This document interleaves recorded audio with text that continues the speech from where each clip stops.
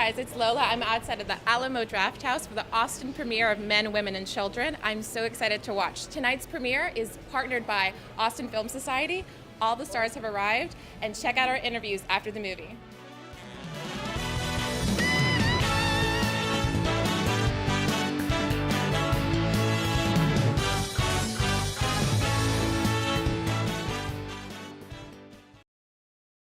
So tell us, what was your favorite part about shooting in Austin?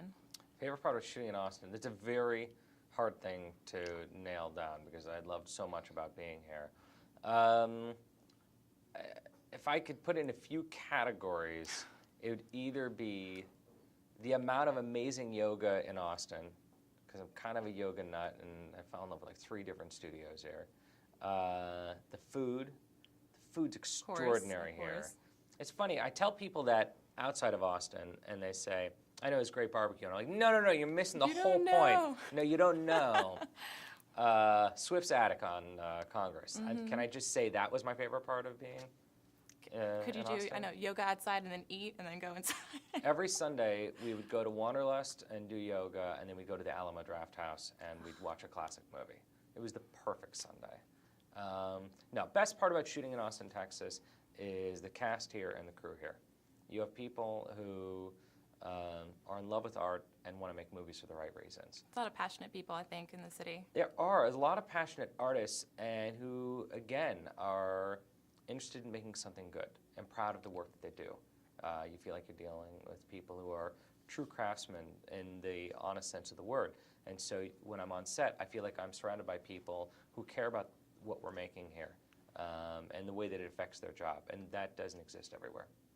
So let me ask you, when you are writing, what's that like? What's that process like? Do you bounce ideas off anybody, or do you wait till it's more or less done? Because this is the first time that you've, co-written something. Yeah, it's funny. I found the book Men, Women, and Children a few years ago and immediately loved it. And I just kind of let it marinate until one day I ran into Erin Cresta Wilson at the Sundance Marriott. We ran into each other in the hallway, and I said, "Oh, you've got to read this book." And she read it in January, and by March we were writing together. So what inspires you then? Is it just people? Is it on a day-to-day books? What keeps you inspired? I find that there's a few things that are always needling away at me, certain questions about life. And every once in a while I'll read an article or see a show or pick up a book, and the creator of that will have found a way to articulate something that I'm already questioning, already feeling, and that adaptation becomes a collaboration between the author and I, in which my questions and their answers come together to make a movie. I really noticed that each character has their own nuances, their own struggle, their own personal relationship to themselves, and with the movie, how does that play into the relationships with others? Well, I think if you make a movie about the modern moment, you have to make a movie that features people spending a lot of time alone. Right. If you really broke down how you spent each one of your days, the amount of it sitting on the phone, the amount of it sitting in front of the computer, not even talking on the phone with people, but just sitting in bed or in a chair and playing 5 different games of texting simultaneously. We're almost like online poker players at this point. We have 4 different tables going at once, and I think that's how we approach conversations now. So the trick was, how do you make a movie about people who are alone? How do you feature people who are on screen just typing?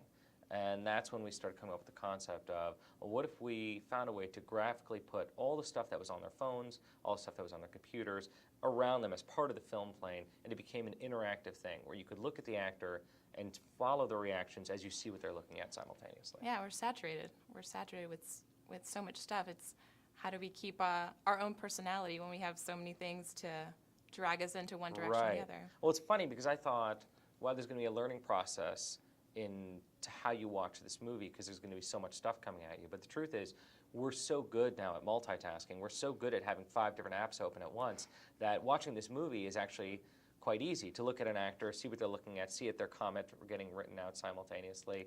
We're geared towards it. So what's the overall takeaway? What do you want your audience to leave with? You know, I hope that my movies don't inspire conclusions as much as they inspire conversations.